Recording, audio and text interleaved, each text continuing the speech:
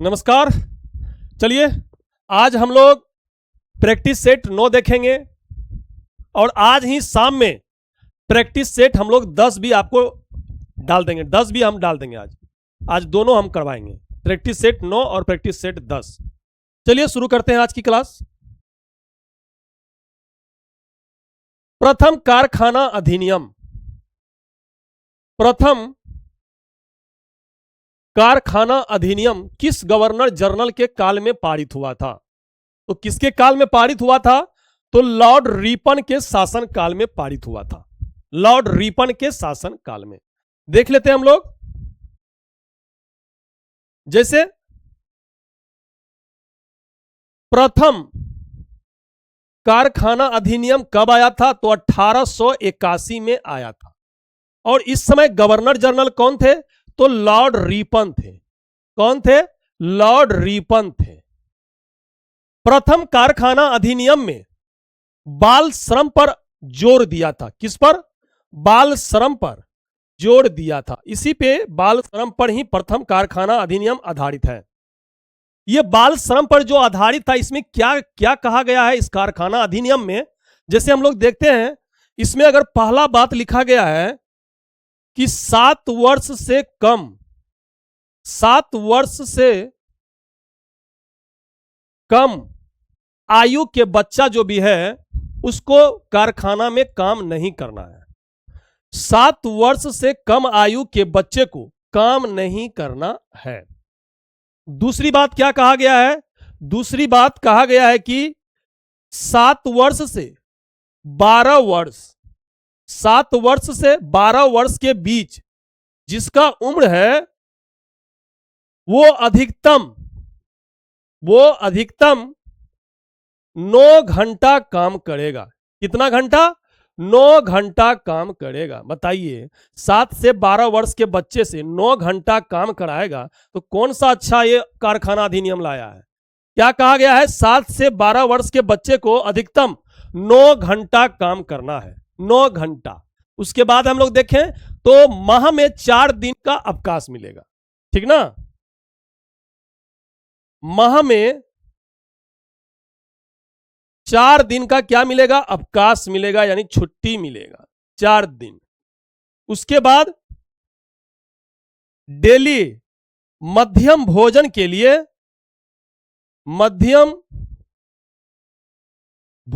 लिए जो है ना 1 घंटा आपको छुट्टी मिलेगा। 1 घंटा आप मध्यम भोजन यानी दोपहर का भोजन खाइए, उसके लिए 1 घंटा आपको छोड़ा जाएगा। उसके बाद हम लोग देखते हैं दूसरा कारखाना अधिनियम। दूसरा कारखाना अधिनियम कब आया था? तो 1891 में आया था। कब आया था? 1891 में। इस समय गवर्नर जनरल कौन था? तो यही था, लॉर्ड लैंसडाउन। कौन था? लॉर्ड लैंसडाउन। इस समय अगर हम लोग देखें तो दूसरा कारखाना अधिनियम महिलाओं पे जोर दिया था। किस पर? महिलाओं पे जोर दिया था। आपसे सवाल पूछ सकता है कि प्रथम कारखाना अधिनियम किस पे आधारित था? तो बाल श्रम पर आधारित था। दूसरा कारखाना अधिनियम किस पर आधारित है? तो महिलाओं पर आधारित है। इसमें क्या कहा गया है देख लेते हैं। इसमें लिखा गया है कि महिला शाम 8 बजे से सुबह 5 बजे तक काम नहीं करेगा। रात में कोई काम करता है? देखिए यहां क्या लिखा गया है, शाम 8 बजे से सुबह 6 बजे तक काम नहीं करेगा। और दूसरी बात क्या लिखा गया है कि महिला अधिकतम 11 घंटा काम करेगा। मार देगा जान, अगर कहता है अच्छा कारखाना अधिनियम है। महिला अधिकतम कितना काम करेगा? अधिकतम 11 घंटा काम करेगा। अधिकतम 11 घंटा काम करेगा। फिर हम लोग देखते हैं तीसरा कारखाना अधिनियम। तीसरा कारखाना अधिनियम कब आया था?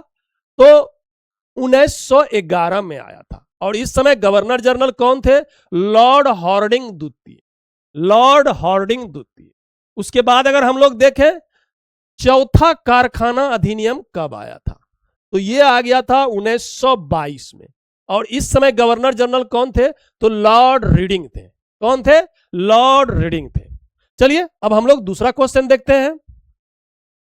बिहार में निम्नलिखित में से किस जिले में वनावरण तथा वृक्षावरण की क्षेत्रफल सबसे अधिक है? तो कैमूर अगर आप लोग जाइएगा तो वहां पहाड़ भी ज्यादा है और जंगल वृक्ष भी ज्यादा है। कैमूर में सबसे ज्यादा है। सबसे ज्यादा अगर हम लोग देखें तो कहां है? कैमूर में है। कैमूर में सबसे ज्यादा है, लगभग 31.56%। लगभग 31.56% है। उसके बाद हम लोग देखते हैं एक गोलीय दर्पण के ध्रुव यानी P और वक्रता केंद्र C के बीच की दूरी इसकी फोकस दूरी के पदों के डेज बराबर होता है। इसको बनाने के लिए पहले आपको डायग्राम बनाइए, उसके बाद तुरंत आंसर आ जाएगा। जैसे मान लेते हैं एक गोलीय दर्पण है, ठीक, ऐसे मान लेते हैं अवतले दर्पण। एक गोलीय दर्पण है, ध्रुव यहां है, ध्रुव P पोल, ध्रुव और वक्रता केंद्र, तो यहां आ जाता है पहले फोकस, उसके बाद आ जाता है वक्रता केंद्र, यहां आ जाता है अनंत। फोकस और वक्रता केंद्र में क्या है? वक्रता केंद्र जो होता है फोकस का दुगना होता है। फोकस का क्या होता है? दुगना होता है। देखिए ना, यहां से यहां तक हो जाएगा फोकस और यहां से यहां तक हो जाएगा वक्रता केंद्र, अर्थात फोकस का दुगना क्या होता है? वक्रता केंद्र होता है। अब देखिए वक्रता केंद्र C की दूरी इसकी फोकस दूरी यानी फोकस दूरी का क्या होगा?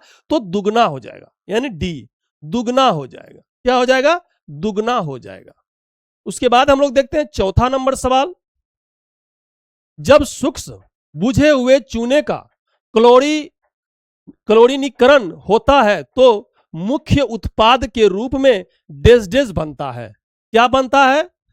जब बुझे हुए चूना, अगर हम लोग बुझा हुआ चूना का क्लोरीनीकरण कराते हैं तो क्या बनता है? तो क्या बनता है इसमें? तो इसमें बन जाएगा कैल्शियम ऑक्सीक्लोराइड। क्या बन जाएगा? Calcium oxychloride. कैल्शियम ऑक्सीक्लोराइड क्या बन जाएगा? Calcium oxychloride. हाल ही में लद्दाख, इसको हम लोग अभी देख लेते हैं, ठीक ना। हाल ही में लद्दाख के नए उपराज्यपाल के रूप में किसे नियुक्त किया गया है? तो वी.के. सक्सेना को नियुक्त किया है। किसे किया है? वी.के. सक्सेना को नियुक्त किया है। अभी दोनों को हम लोग देख लेते हैं। यहां देखिए, जब सूक्ष्म बुझे हुए चूने का क्लोरीनीकरण होता है तो मुख्य उत्पाद के रूप में कैल्शियम ऑक्सीक्लोराइड का निर्माण होता है। जैसे CaOH2 प्लस Cl2 यानी क्लोरीनीकरण कर रहा है तो क्या प्राप्त होता है? CaOCl2 plus H2O। बुझा हुआ चूना, इसे हम लोग कहते हैं बुझा हुआ चूना। बुझा हुआ चूना ये होता है क्लोरीन, तो क्या प्राप्त हो गया? Calcium oxychloride. Calcium oxychloride. Calcium oxychloride CaOCl2 को व्यापारिक रूप से विरंजक चूर्ण, क्या कहा जाता है? विरंजक चूर्ण के नाम से जाना जाता है।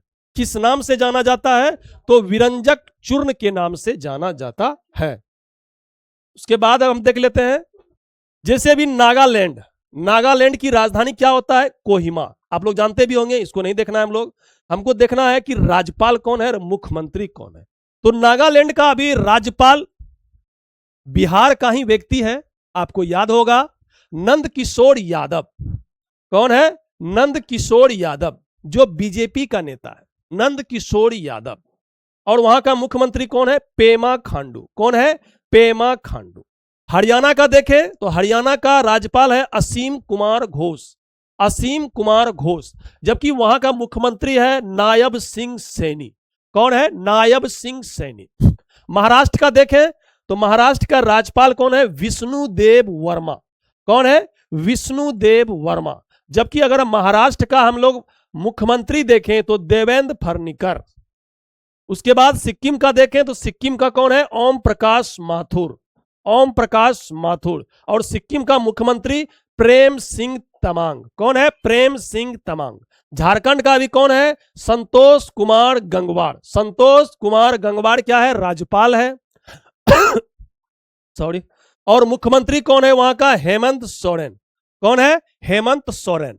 और ओडिशा का अगर हम लोग देखें तो ओडिशा का राज्यपाल कौन है? हरि बाबू कंबमपति। जबकि वहां का ओडिशा का अगर मुख्यमंत्री देखे तो मोहन चरण मांझी। कौन है? मोहन चरण मांझी। फिर आंध्र प्रदेश का देखे तो एस अब्दुल नजीर वहां का राज्यपाल है, और वहां का मुख्यमंत्री चंद्रबाबू नायडू। चंद्रबाबू नायडू। और आंध्र प्रदेश का ही अभी उप मुख्यमंत्री कौन है? पावर स्टार पवन कल्याण। पावर स्टार पवन कल्याण। और जम्मू कश्मीर का अभी कौन है? मनोज सिन्हा। मनोज सिन्हा। बहुत दिन से है ये मनोज सिन्हा, बहुत दिन से, जब से हमको लगता है कि जम्मू कश्मीर बना है केंद्र शासित प्रदेश, उसी समय से ये मनोज सिन्हा ही है।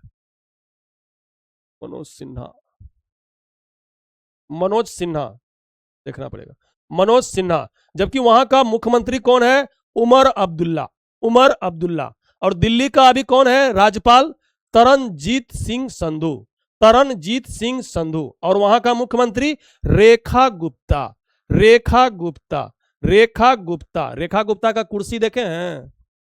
केजरीवाल को बोलता था, लेकिन अपना कुर्सी में एकदम बैठता है, एकदम 70-80 हजार का कुर्सी होगा। लद्दाख। लद्दाख का भी राज्यपाल कौन है? वी के सक्सेना। यही सवाल था, वी के सक्सेना। जबकि लद्दाख क्या है? एक केंद्र शासित प्रदेश है, यहां पे नहीं है मुख्यमंत्री।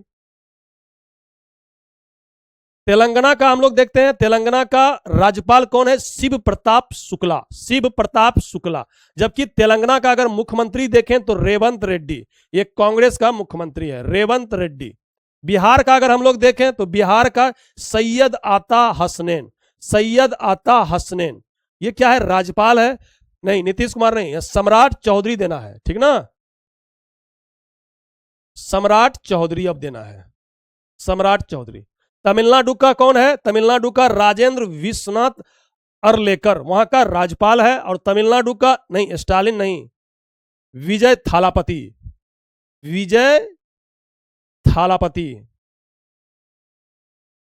विजय थालापति वहां का मुख्यमंत्री है। पश्चिम बंगाल रख क्या हो जाएगा? R N Ravi. R N Ravi. Mamata Banerjee नहीं। यहां का अभी यहां पश्चिम बंगाल का अभी मुख्यमंत्री कौन है? शुवेंदु अधिकारी। शुवेंदु अधिकारी। शुवेंदु अधिकारी। हिमाचल प्रदेश का कविंद्र गुप्ता वहां का कौन है? राज्यपाल है। और सुखविंदर सिंह सुक्खू, ये भी कांग्रेस से है, सुखविंदर सिंह सुक्खू वहां का मुख्यमंत्री है। तो आपको याद रखना है, स्टालिन नहीं होगा तमिलनाडु में, यहां विजय थालापति होगा। नीतीश कुमार बिहार में नहीं होगा, यहां सम्राट चौधरी होगा। ममता बनर्जी बंगाल में नहीं होगा, यहां शुवेंदु अधिकारी होगा। शुवेंदु अधिकारी होगा। आप लोग देख लीजिएगा, इसको हटा दीजिएगा। निम्नलिखित में से किसे पर्ल एक्स, पर्ल एस यानी मुक्त भस्म कहा जाता है? किसे हम लोग कहते हैं पर्ल एस? तो K2CO3 को कहते हैं। किसे कहते हैं? K2CO3 को कहते हैं। इसको हम लोग क्या कहते हैं? K2CO3 को पोटेशियम कार्बोनेट। क्या कहते हैं? पोटेशियम। पोटेशियम। पोटेशियम कार्बोनेट इसे हम लोग कहते हैं। क्या कहते हैं? पोटेशियम कार्बोनेट कहते हैं। क्या कहते हैं? पोटेशियम कार्बोनेट कहते हैं। CaCO3 calcium carbonate. Calcium carbonate इसे हम लोग संगमरमर, संगमरमर, संगमरमर, संगमरमर इसका उदाहरण होता है। कैल्शियम कार्बोनेट का चूना पत्थर संगमरमर। सोडियम बाइकार्बोनेट NaHCO3 जो है, इसका रासायनिक नाम क्या है? Sodium, sodium bicarbonate. क्या है? Sodium bicarbonate NaHCO3, sodium bicarbonate. By आया क्या करेगा? बाई खाना बनाएगा, बाई खाना बनाएगा। Sodium bicarbonate, sodium bicarbonate by क्या करेगा? बाई खाना बनाएगा। अर्थात ये क्या है? खाने वाला सोडा। खाने वाला सोडा, वॉशिंग सोडा नहीं, खाने वाला सोडा है। वॉशिंग सोडा हम लोग कहते हैं सोडियम कार्बोनेट को। किसे कहते हैं? सोडियम कार्बोनेट को। इसको हम लोग कहते हैं sodium carbonate. Sodium carbonate, sodium carbonate इसे हम लोग कहते हैं वॉशिंग सोडा, यानी धावन सोडा। वॉशिंग सोडा इसे हम कहते हैं। क्या कहते हैं, वॉशिंग सोडा या धावन सोडा कहते हैं। और सोडियम बाइकार्बोनेट, बाई क्या करता है, बाई खाना बनाता है, इसलिए खाने वाला सोडा, खाने वाला सोडा। अब हम लोग देखते हैं 7 नंबर, देश के सर्वोच्च नागरिक पुरस्कार पद्म पुरस्कार की शुरुआत निम्नलिखित में से किस वर्ष हुआ? तो 1954 में हुआ था। कब हुआ था? 1954 में हुआ था। 1954 में हुआ था। भारत रत्न पुरस्कार, अगर हम लोग देखें, भारत रत्न पुरस्कार की शुरुआत 2 जनवरी 1954 को ही हुआ था। भारत का सबसे बड़ा पुरस्कार है। उसके बाद अगर हम लोग देखें, उसके बाद पद्म पुरस्कार का स्थान आता है। पद्म पुरस्कार का स्थान आता है। पद्म पुरस्कार की घोषणा गणतंत्र दिवस के दिन किया जाता है। किस दिन करता है? गणतंत्र दिवस के दिन किया जाता है। और किसके द्वारा पद्म पुरस्कार दिया जाता है? तो राष्ट्रपति के द्वारा दिया जाता है। किसके द्वारा? राष्ट्रपति के द्वारा दिया जाता है। पद्म पुरस्कार 3 श्रेणी में दिया जाता है। कितने श्रेणी में? 3 श्रेणी में दिया जाता है। एक होता है पद्म विभूषण, पद्म विभूषण, एक होता है पद्म भूषण, पद्म भूषण, और एक होता है पद्म श्री। 3 श्रेणी में पद्म पुरस्कार का घोषणा होता है। 3 श्रेणी में। कितने श्रेणी में? 3 श्रेणी में। 3 श्रेणी में होता है। 8 नंबर का हम लोग देख लेंगे, नो आर्टिकल, डी आंसर हो जाएगा। श्वेत प्रकाश का कांच के प्रिज्म से प्रवेश करते ही 7 घटकों में विभाजित हो जाता है। इसे हम लोग क्या कहते हैं? तो प्रकाश का वर्ण विक्षेपण कहते हैं। प्रकाश का वर्ण विक्षेपण कहते हैं। प्रकाश का अपवर्तन भी हम आपको कल ही बता दिए हैं कि जब प्रकाश सघन माध्यम से अगर विरल माध्यम में जाता है तो क्या होता है? प्रकाश अभिलंब से दूर भाग जाता है। जब प्रकाश विरल से सघन माध्यम में आता है तो क्या होता है? अभिलंब की ओर मुड़ जाता है। जैसे इसका एग्जाम्पल भी हम दिए थे, तारे का टिमटिमाना। उसके बाद प्रकाश का परिकिरणन यानी स्कैटरिंग, ये भी हम आपको बता दिए हैं। जब प्रकाश सूर्य से आता है तो वायुमंडल में बहुत सारे धूलकण रहता है। इसी धूलकण से टकराता है प्रकाश, तो प्रकाश चारों तरफ फैल जाता है। इसी को हम लोग कहते हैं प्रकिरणन, स्कैटरिंग। अगर आपसे नहीं कुछ मालूम है, आप सीधा याद रखिए कि नेचुरल चीज और सबसे बड़ा, ये 2 चीज यानी नेचुरल हो और सबसे बड़ा हो, अगर उसका कलर आपसे पूछे तो क्या आंसर होगा? स्कैटरिंग यानी प्रकिरणन आंसर होगा। जैसे आपको पूछ दे कि समुद्र का नीला रंग क्यों होता है, तो प्रकिरणन के कारण। आसमान का रंग सफेद क्यों होता है? प्रकिरणन के कारण। ऐसे ही दे देना आंसर। उसके बाद हम लोग देख लेते हैं प्रकाश का वर्ण विक्षेपण। देख लीजिए, एक श्वेत प्रकाश जब एक प्रिज्म से होकर गुजरता है तो यह 7 रंगों में बढ़ जाता है। इसे ही हम लोग क्या कहते हैं? वर्ण विक्षेपण। क्या कहते हैं? वर्ण विक्षेपण। इसमें 7 रंगों में जो टूटता है, इसका हम लोग अगर ट्रिक देखें, पहले कौन आएगा, दूसरा कौन आएगा, तीसरा कौन आएगा, तो एक चीज लिखिए इसमें, VV ग्योर, VIBGYOR, VB ग्योर, यानी ये हो जाएगा रेड, ये हो जाएगा ऑरेंज, ये हो जाएगा येलो, ये हो जाएगा ग्रीन, ये हो जाएगा ब्लू, ये हो जाएगा इंडिको, ये हो जाएगा violet. Red, orange, yellow, green, blue, indigo, violet. यही 7 रंगों में टूट जाता है। यही 7 रंगों में क्या हो जाता है? बिखर जाता है। यही 7 रंगों में बिखर जाता है। अगर आपसे पूछे कि सबसे ज्यादा विचलन किसका होता है, सबसे कम विचलन किसका होता है, देखिए आपके नजर में है, सबसे कम विचलन किसका होता है? लाल रंग का। सबसे ज्यादा विचलन किसका होता है? बैंगनी रंग का। इसी तरह सवाल पूछा जाता है। वर्तमान में तत्व ज्ञात है जिनमें से डैश डैश प्राकृतिक रूप में पाए जाते हैं। पहले 92 था, लेकिन अब दिया जा रहा है कि 94 हो गया है। अब दिया जा रहा है 94 हो गया है। टोटल अभी 118 तत्व है आवर्त सारणी में, जिसमें 92 तत्व ही क्या था? प्रकृति था। प्रकृति में कितना? 92 तत्व ही पाया गया था, लेकिन अब 94 हो गया है। कितना? 94 आंसर दिया है सर, 94 हो गया है, 94 हो गया है। आगरा किले के परिसर में निम्नलिखित मुगल शासकों में से किसने मोती मस्जिद का निर्माण किया? यानी कि आगरा में मोती मस्जिद का निर्माण किसने किया है? आगरा में किसने किया है तो देख लेते हैं। शाहजहां ने किया है। किसने किया है? शाहजहां ने किया है। देखिए यहां पे आगरा में मोती मस्जिद का निर्माण शाहजहां ने किया है। किसने किया है? शाहजहां ने किया है। शाहजहां पांचवा मुगल बादशाह था। पांचवा मुगल बादशाह था। शाहजहां का पुत्र था, नहीं जहांगीर का पुत्र था। अगर हम लोग देखें तो सबसे पहले कौन आता है? बाबर। बाबर के बाद कौन आता है? हुमायूं। हुमायूं के बाद कौन आता है? अकबर। अकबर के बाद कौन आता है? तो जहांगीर। जहांगीर के बाद कौन आता है? शाहजहां आता है। शाहजहां आता है। कौन आता है? शाहजहां आता है। शाहजहां के बाद कौन आता है? औरंगजेब आता है। औरंगजेब आता है। तो 1 2 3 4 5 सही है। ये पांचवा शासक था। यह जहांगीर का पुत्र था। इसने 1628 से 1658 ईस्वी तक दिल्ली पर शासन किया। ठीक ना? कब से कब तक? 1628 से 1658 ईस्वी तक।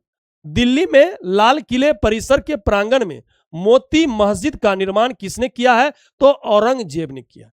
अगर आपसे सवाल पूछे कि आगरा में मोती मस्जिद का निर्माण किसने किया है तो शाहजहां ने किया है। ऐसे आप ट्रिक याद रखिएगा कि आगरा में ताजमहल का निर्माण शाहजहां ने करवाया है, इसलिए आगरा में मोती मस्जिद का निर्माण भी शाहजहां ने ही किया है। लेकिन आपको याद रखना है कि अगर दिल्ली में पूछे कि दिल्ली में मोती मस्जिद का निर्माण किसने किया है तो औरंगजेब ने किया है। किसने किया है? औरंगजेब ने किया है। लाहौर में मोती मस्जिद का निर्माण मुगल बादशाह जहांगीर ने किया है। अब फिर एक सवाल आएगा कि लाहौर में मोती मस्जिद का निर्माण किसने किया है? तो जहांगीर ने किया है। किसने किया है? जहांगीर ने किया है। दिल्ली में मेहरौली स्थित जफर महल में मोती मस्जिद का निर्माण बहादुर शाह प्रथम ने किया है। दिल्ली में मेहरौली स्थित जफर महल में मोती मस्जिद का निर्माण बहादुर शाह प्रथम के द्वारा करवाया है। शाहजहां द्वारा निर्मित प्रमुख ऐतिहासिक रचनाएं जैसे आगरा में ताजमहल है, दिल्ली में लाल किला है, दिल्ली में जहमा मस्जिद है, लाहौर पाकिस्तान में शालीमार गार्डन है, दीवान एक खास कहां है? आगरा में है। मुगल बादशाह शाहजहां के शासनकाल को मुगल स्थापत्य का स्वर्णकाल कहा जाता है। मुगल स्थापत्य कला का क्या कहा जाता है? स्वर्णकाल कहा जाता है। जबकि चित्रकला का स्वर्णकाल किसे कहा जाता है? तो जहांगीर के काल को कहा जाता है। जहांगीर के काल को कहा जाता है। भारतीय राष्ट्रीय कांग्रेस की अध्यक्ष बनने वाली पहली भारतीय महिला कौन थी? अगर आपसे सवाल पूछे कि प्रथम भारतीय महिला अध्यक्ष कौन बना था तो सरोजनी नायडू होगा। कौन होगा? सरोजनी नायडू होगा। कब बना था? 1925 में। कहां पे? कानपुर अधिवेशन में। कहां पे? कानपुर अधिवेशन में सरोजनी नायडू अध्यक्ष बना था। कानपुर अधिवेशन में। उसके बाद अगर हम लोग देखें कि भारतीय राष्ट्रीय कांग्रेस का प्रथम महिला अध्यक्ष कौन है, अगर भारतीय नहीं पूछे सिर्फ महिला अध्यक्ष कौन है तो हो जाएगा एनी बेसेंट। कब? 1917 में। कहां पे? कलकत्ता अधिवेशन में। किस अधिवेशन में? कलकत्ता अधिवेशन में। किस अधिवेशन में? कलकत्ता अधिवेशन में। उसके बाद हम लोग देखते हैं 14 नंबर सवाल। अर्थशास्त्र में CRR का पूर्ण रूप क्या है? CRR यानी cash reserve ratio. Cash reserve ratio. Cash reserve ratio यही है, कैश रिजर्व रेशियो। ये कैश रिजर्व रेशियो क्या होता है?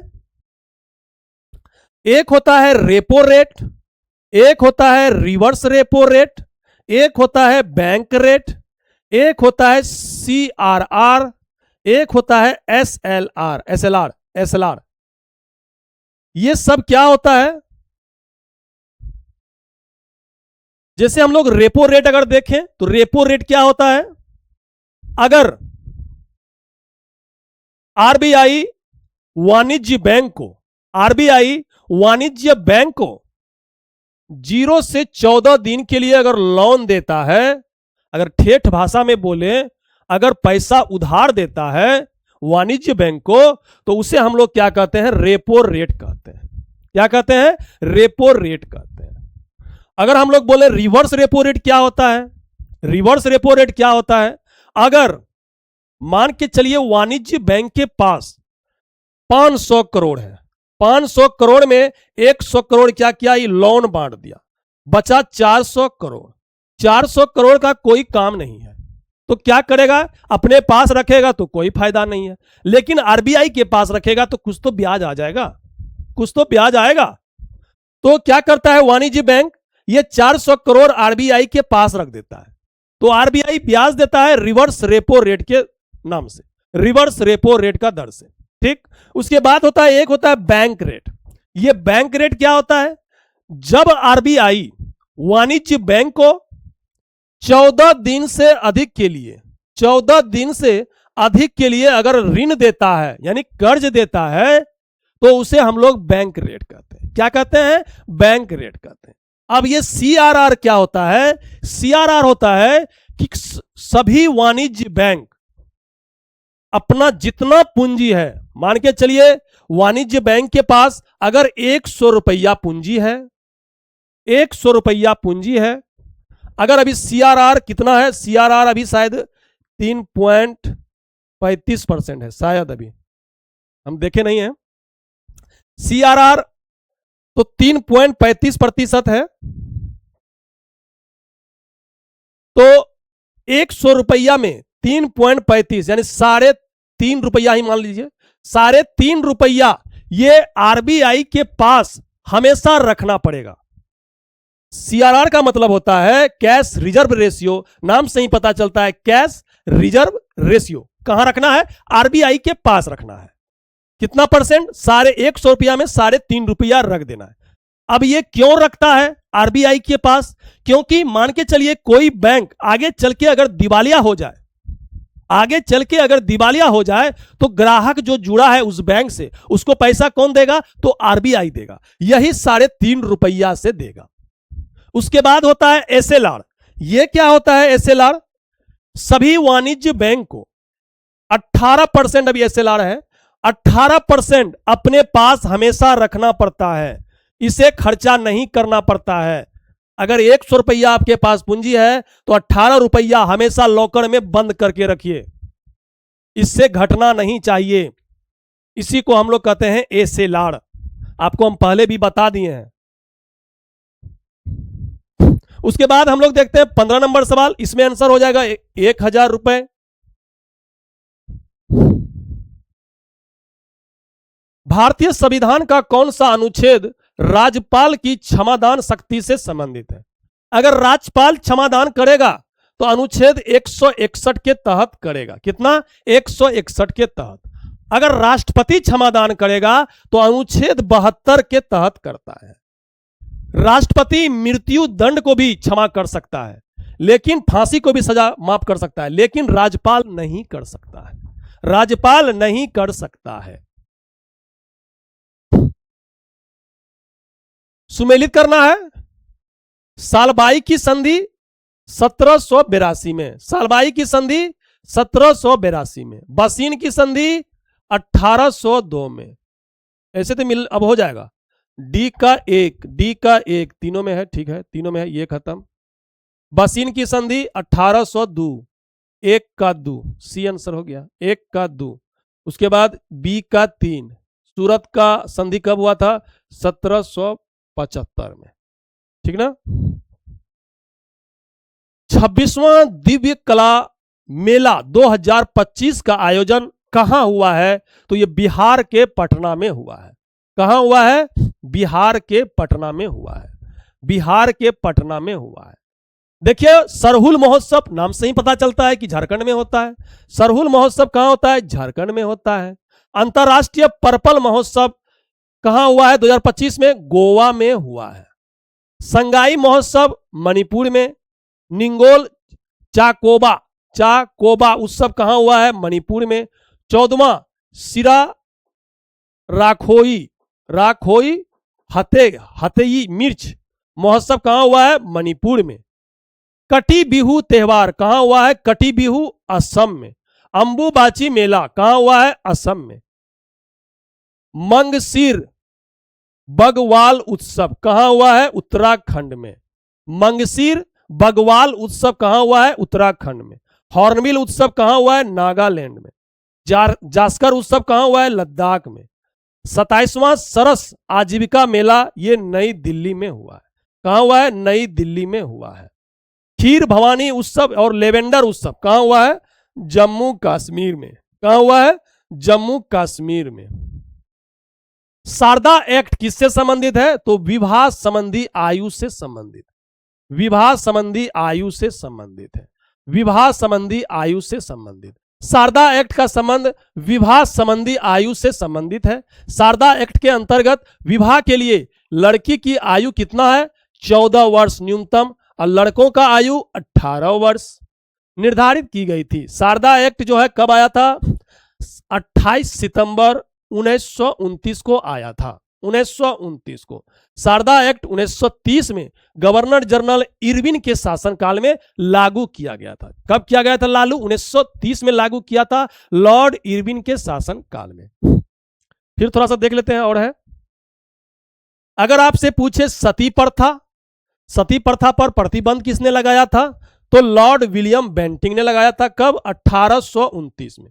1829 में लगाया था। इसमें क्या हुआ था कि राजा राम मोहन राय ने भी सहायता किया था। राजा राम मोहन राय ने अपनी पत्रिका संवाद कौमुदी में इसका चर्चा किया था, सती प्रथा का, यानी विरोध किया था। तो राजा राम मोहन राय के सहयोग से ही लॉर्ड विलियम बेंटिंग ने 1829 में सती प्रथा का क्या किया है? समाप्त किया है। और ठगी प्रथा पूछे तो लॉर्ड विलियम बेंटिंग ने किया है 1830 में। अब देखते हैं शिशु वध प्रतिबंध, ये किसने किया है? तो लॉर्ड वेलेजली जॉन सॉर की सहायता से।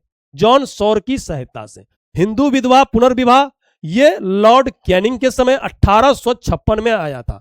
इसमें क्या है कि विधवा जो लड़की था उसे विवाह करने का फिर से क्या दिया? आजादी दिया, यानी कि जो विधवा लड़की है वो दोबारा शादी कर सकता है। इसमें लॉर्ड कैनिंग की सहायता किसने किया था? तो ईश्वर चंद विद्यासागर ने किया था। किसने किया था? ईश्वर चंद विद्यासागर ने किया था। एज ऑफ कंसेंट एक्ट, ये लैस डाउन के शासनकाल में आया था 1891 में। लड़की के लिए विवाह की आयु 12 वर्ष निर्धारित किया था। एज ऑफ कंसेंट एक्ट में एक था नेटिव मैरिज एक्ट, दास प्रथा पर प्रतिबंध। दास प्रथा पर प्रतिबंध बोले या नेटिव मैरिज एक्ट बोले, ये किसके शासनकाल में आया था?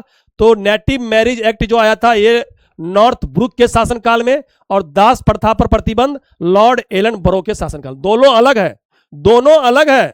Native marriage act Northbrook के शासनकाल में और दास प्रथा पर प्रतिबंध लॉर्ड एलन बरो के शासनकाल में। ये 1872 में आया था और दास प्रथा पर प्रतिबंध 1843 में आया था। 1833 के चार्टर अधिनियम के द्वारा 1843 ईस्वी में दास्ता को प्रतिबंधित कर दिया गया था। इसमें क्या था? नेटिव मैरिज एक्ट में जो नॉर्थ ब्रुक लाए थे 1872 में, इसमें था कि अंतर जातीय विवाह, आप अंतर जातीय विवाह कर सकते हैं। अगर आप हिंदू हैं तो आप मुस्लिम में कर सकते हैं, अगर आप हिंदू में ही आप जादव हैं तो आप कोयरी में कर सकते हैं, आप ब्राह्मण में कर सकते हैं। अंतर जातीय विवाह, ऐसा नहीं कि अपना जात में ही होना चाहिए, नहीं, दूसरा जात में भी आप शादी कर सकते हैं। उसी से लाया था ये नेटिव मैरिज एक्ट। ये सवाल पूछा जाता है, नेटिव मैरिज एक्ट, दास प्रथा, हिंदू विधवा, शिशुवध, सती प्रथा, ये सब सवाल आता है, ये सब सवाल आता है, इसलिए हम करवा रहे हैं। अब हम लोग देखते हैं 20 नंबर सवाल, इसमें आंसर हो जाएगा ए नंबर, आप लोग देख लीजिएगा। 21 नंबर हम लोग देखते हैं, नागरिकों के लिए समान सिविल संहिता, ये किसमें है? अनुच्छेद 44 में, सही है ये। अनुच्छेद 50 में कार्यपालिका एवं न्यायपालिका पृथकीकरण, ये भी सही है। प्राथमिक स्तर पर मातृभाषा में शिक्षा देने का उल्लेख अनुच्छेद 351 में नहीं, अनुच्छेद 350 के को में है। किसमें है? 350 के को में है, 350 के को में है। सिक्किम राज्य को किस संविधान संशोधन अधिनियम द्वारा भारतीय संघ में सम्मिलित किया गया? तो क्या हो जाएगा इसमें? 36वां संविधान संशोधन अधिनियम 1975 के तहत। तो ये 35वां क्या है? 35वां संविधान संशोधन 1974 के तहत सिक्किम राज्य को ही सह राज्य का दर्जा मिला। सह राज्य का दर्जा पहले दिया, उसके बाद 36वां संविधान संशोधन 1975 के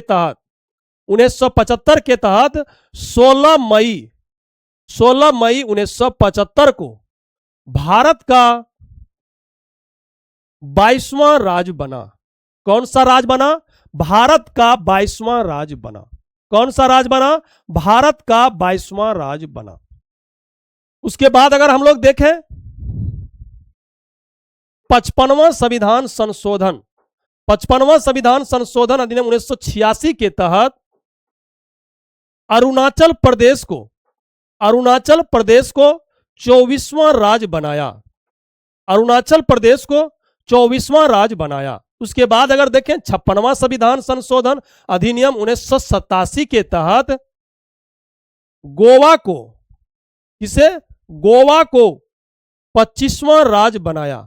गोवा को 25वां राज्य बनाया। गोवा को 25वां राज्य बनाया 56वां संविधान संशोधन अधिनियम 1987 के तहत।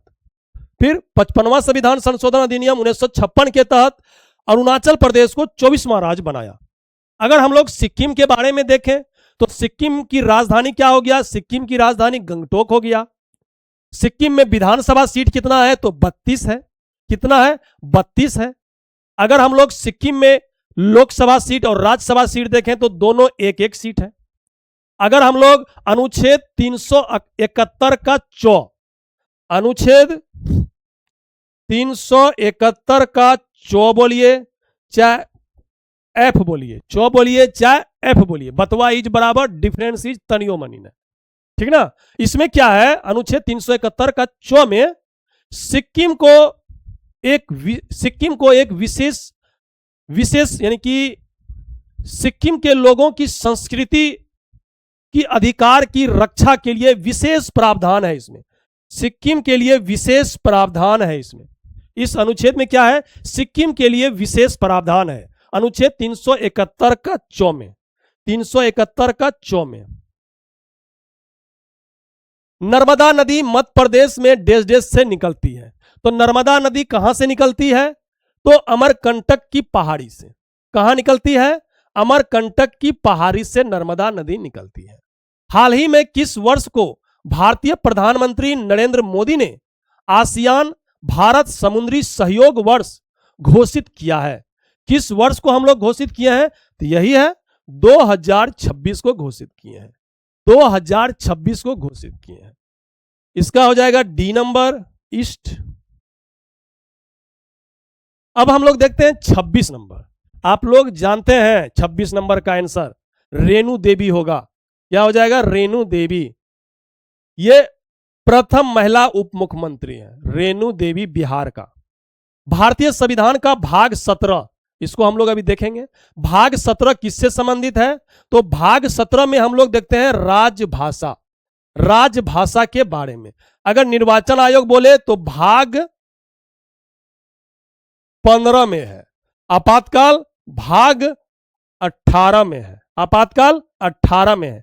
फिर हम लोग देखते हैं 28 नंबर सवाल, इसमें हो जाएगा डी नंबर। अब देख लेते हैं हम बिहार का रेणु देवी के बारे में।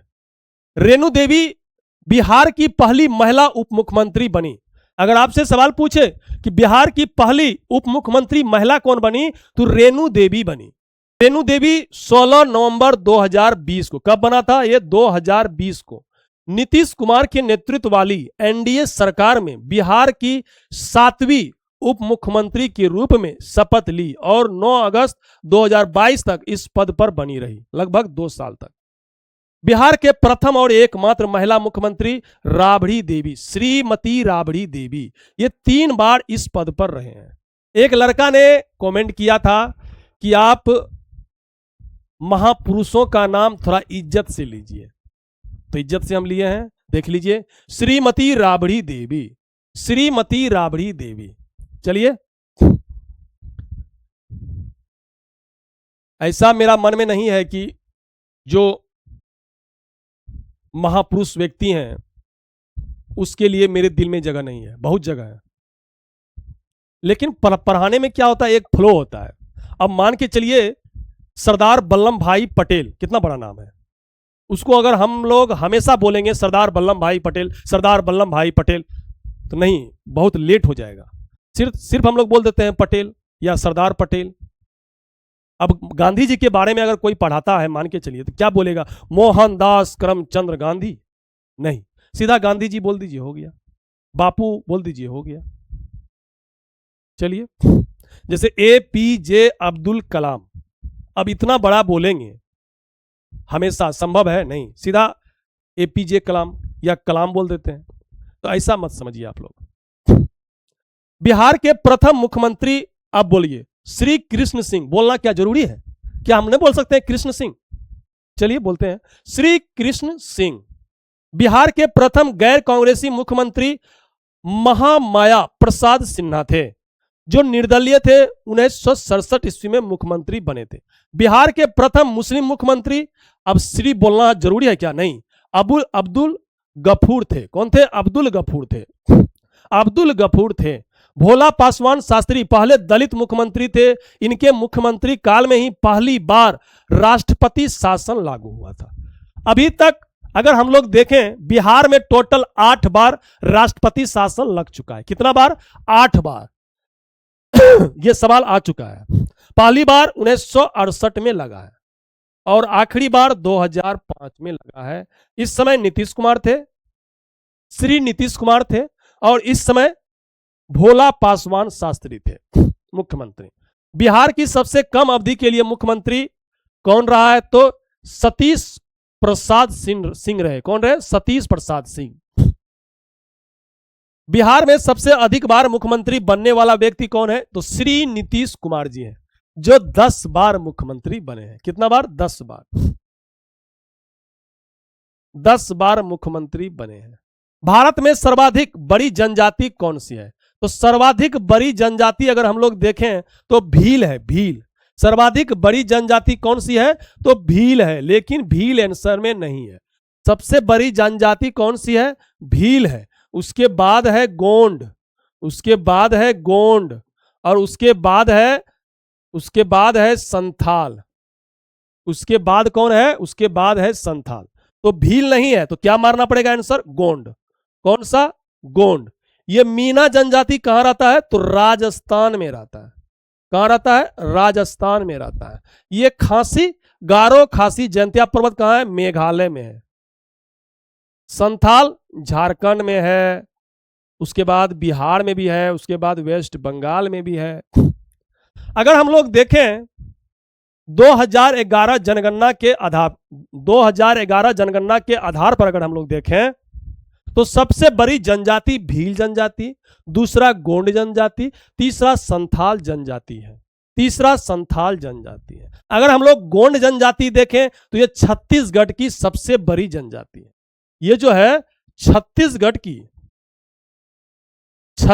की सबसे बड़ी जनजाति है और मध्य प्रदेश में भी पाया जाता है।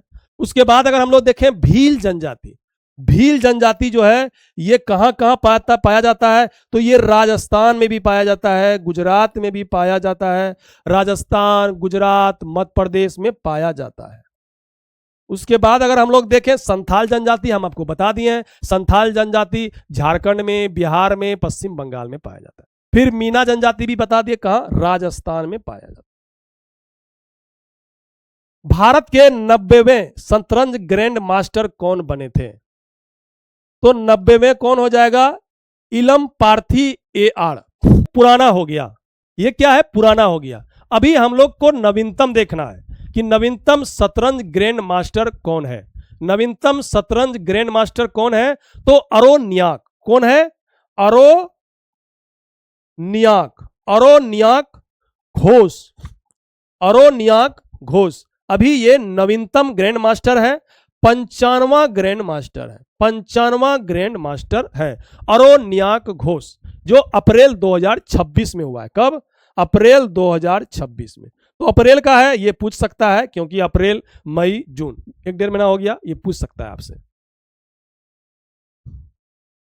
भारत में संविधान, अगर हम लोग देखें प्रथम ग्रैंड मास्टर कौन है भारत का, तो विश्वनाथ आनंद, विश्वनाथ आनंद। जबकि अगर हम लोग देखें प्रथम महिला शतरंज ग्रैंड मास्टर कौन है, तो इसमें हो जाएगा विजया लक्ष्मी। विजया लक्ष्मी कब हुआ था? 2001 में, 2001 में। भारत में संविधान की मूल संरचना के सिद्धांत का स्रोत है, मूल संरचना के सिद्धांत का स्रोत है, क्या है? न्यायिक व्याख्या है। क्या है? न्यायिक व्याख्या है। भारत में संविधान की मूल संरचना के सिद्धांत का स्रोत न्यायिक व्याख्या है। इसे सर्वोच्च न्यायालय ने केशवानंद भारती बनाम, केशवानंद भारती बनाम केरल राज्य 1973 के मामले में स्थापित किया था, जो संसद की संविधान संशोधन की शक्ति पर सीमा लगाता है।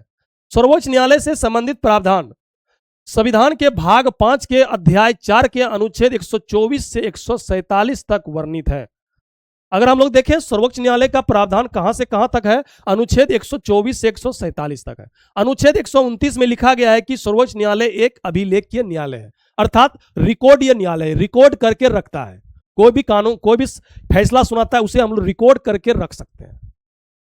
अनुच्छेद 143 में क्या है? अनुसार सर्वोच्च न्यायालय जो है आवश्यकता पड़ने पर राष्ट्रपति से क्या सलाह मशवरा ले सकता है, नहीं, राष्ट्रपति को सलाह देता है, ठीक ना। अनुच्छेद 143, अनुच्छेद 143, अनुच्छेद 143, अनुच्छेद 143 में क्या है कि सर्वोच्च न्यायालय राष्ट्रपति को सलाह दे सकता है, लेकिन राष्ट्रपति सलाह मानेगा कि नहीं मानेगा, यह राष्ट्रपति पे डिपेंड करता है, ठीक ना।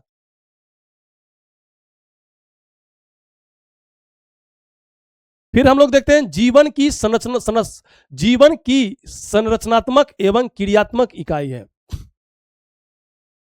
फिर हम लोग देखते हैं जीवन की संरचनात्मक एवं क्रियात्मक इकाई है, क्या है? तो कोशिका है। क्या है? कोशिका है। फिर हम लोग देखते हैं 33 नंबर सवाल, इसमें हो जाएगा ए नंबर आंसर, ए नंबर आंसर हो जाएगा।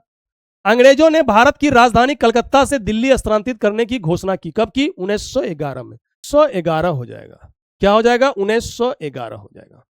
अब हम लोग देख लेते हैं थोड़ा सा कोशिका के बारे में। तो कोशिका का अध्ययन क्या कहलाता है? साइटोलॉजी कहलाता है। कोशिका की खोज 1665 ईस्वी में, कब? 1665 ईस्वी में। किसने? रॉबर्ट कोच ने। किसने? रॉबर्ट कोच ने अपने द्वारा निर्मित यानी स्वनिर्मित माइक्रोस्कोप से पहली बार कोशिका का खोज किया। किसमें? कॉर्क कैम्बियम की छाल में। यह मृत कोशिका था, लेकिन जीवित कोशिका की खोज किसने किया था? तो एंटोनी वॉन ल्यूवेनहॉक ने किया था। एंटोनी वॉन ल्यूवेनहॉक ने किया था।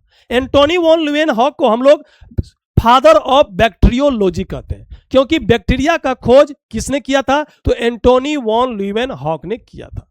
उसके बाद हम लोग देख लेते हैं 34 नंबर सवाल का विश्लेषण। अंग्रेजों ने भारत की राजधानी कलकत्ता से दिल्ली लाने की घोषणा कब किया था? तो 12 दिसंबर 1911 को। कब किया था? 12 दिसंबर 1911 को। 12 दिसंबर 1911 का यह समय तीसरे दिल्ली दरबार एवं अंतिम था, जिसमें भारत के सम्राट और महारानी के रूप में किंग्स जॉर्ज पंचम, भारत लिख दिया, इसमें ब्रिटेन का सम्राट होना चाहिए ना, ब्रिटेन का सम्राट किंग जॉर्ज पंचम और रानी मैरी, हाँ उस समय भारत गुलाम था तो लिख भी सकता है, चलो ठीक है, रानी मैरी का राज्याभिषेक हुआ था। हालांकि दिल्ली का वास्तविक स्थानांतरण कब हुआ था? 1912 में हुआ था। दिल्ली राजधानी स्थानांतरित करने के समय भारत का वायसराय कौन था? तो लॉर्ड हॉर्डिंग द्वितीय था। उस समय कौन था? लॉर्ड हॉर्डिंग द्वितीय। इसी दिल्ली दरबार में बंगाल विभाजन को भी रद्द किया गया था। बंगाल विभाजन को रद्द किया था। बंगाल विभाजन को रद्द किया था। वर्ष 1912 में बंगाल से अलग कर एक नया प्रांत बिहार का गठन किया। बिहार का गठन किया। सूरसागर के रचयिता कौन थे? तो सूरदास थे। एक वयस्क मनुष्य 24 घंटे में मूत्र की औसत कितनी मात्रा उत्सर्जित करते हैं? तो 1 से 1.5 लीटर। मूत्र का अगर पीला रंग देखें तो यूरोक्रोम के कारण, मूत्र में दुर्गंध क्यों आता है? तो अमोनिया के कारण। अमोनिया के कारण। मूत्र में लगभग 95% वाटर होता है। यदि अभिक्रिया के दौरान कोई पदार्थ हाइड्रोजन ग्रहण करता है तो इसे हम लोग क्या कहते हैं? इसमें दो कॉन्सेप्ट होता है।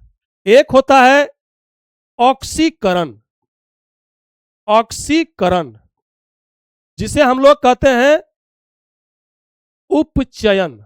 क्या कहते हैं? उपचयन। इसमें क्या होता है? ऑक्सीकरण यानी ऑक्सीजन का जुड़ना, ऑक्सीजन का जुड़ना, और दूसरा है हाइड्रोजन को क्या करना? बाहर करना। हाइड्रोजन को बाहर करना, ऑक्सीजन का जुड़ना, यह होता है ऑक्सीकरण। तो यहां क्या कहा गया है? हाइड्रोजन ग्रहण, जुड़ना नहीं है, हाइड्रोजन ग्रहण है, यहां है बाहर, तो ऑक्सीकरण आंसर नहीं होगा। उदासीनीकरण भी नहीं होगा। अपचयन और अपघटन, अपघटन भी आंसर नहीं होगा, इसलिए अपघटन डीकंपोजर होता है, वो क्या करता है? कवक और बैक्टीरिया करता है, वो नहीं होगा। तो हो जाएगा अपचयन। लेकिन हम बता देते हैं एक चीज और, एक होता है रिडक्शन। रिडक्शन वो क्या था? ऑक्सीडेशन। ये क्या है? रिडक्शन, जिसे हम लोग कहते हैं अपचयन। अपचयन इसमें क्या होता है? इसमें होता है कि हाइड्रोजन का जुड़ना, हाइड्रोजन का जुड़ना, और ऑक्सीजन का क्या होता है? ऑक्सीजन को बाहर करना, ऑक्सीजन को बाहर करना, इसे हम लोग क्या कहते हैं? रिडक्शन कहते हैं। तो आंसर क्या हो जाएगा? ए हो जाएगा।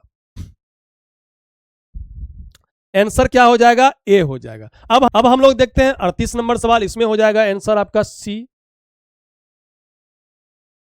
फिर 39 नंबर देखते हैं, किसी पदार्थ की उच्च सांद्रता, ठीक ना, उच्च सांद्रता से निम्न सांद्रता, उच्च सांद्रता से निम्न सांद्रता की ओर स्वतः गति करने की प्रक्रिया को हम लोग क्या कहते हैं?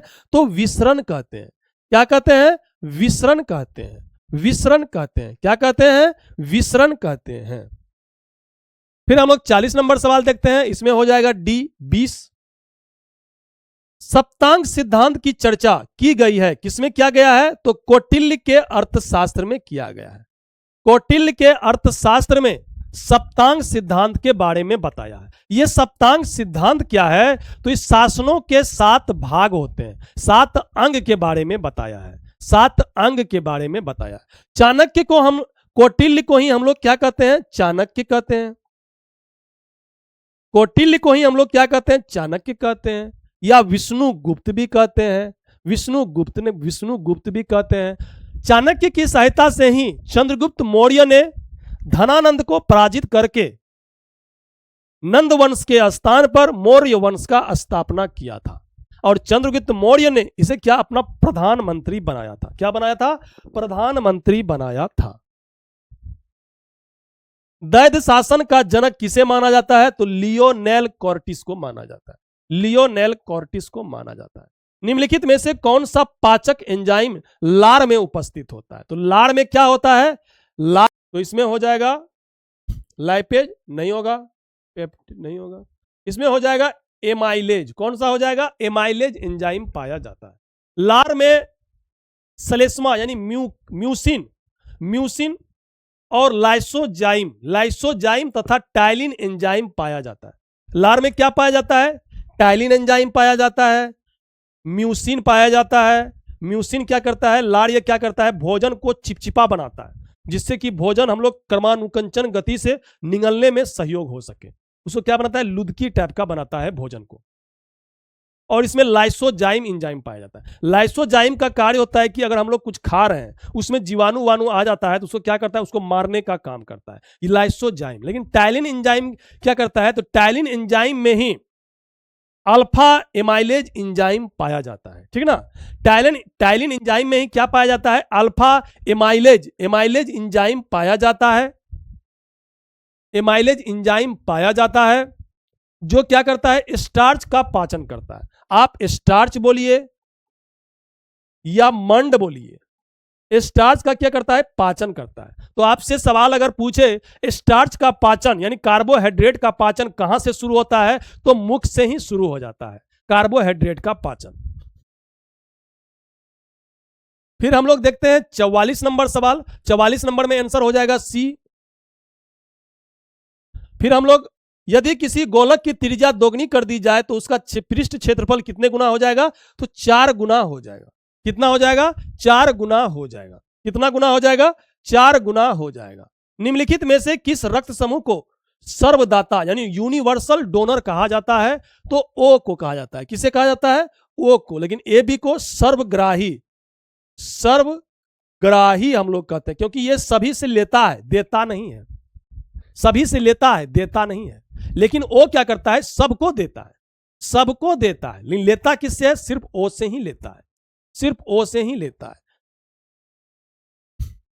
विद्युत बल्ब का फिलामेंट डेस डेस गलनांक वाली और डेस डेस धातुओं से बना होता है। देखिए, विद्युत बल्ब का जो फिलामेंट होता है ना, उसका गलनांक तो बहुत उच्च होता है और धातु बहुत प्रबल होता है।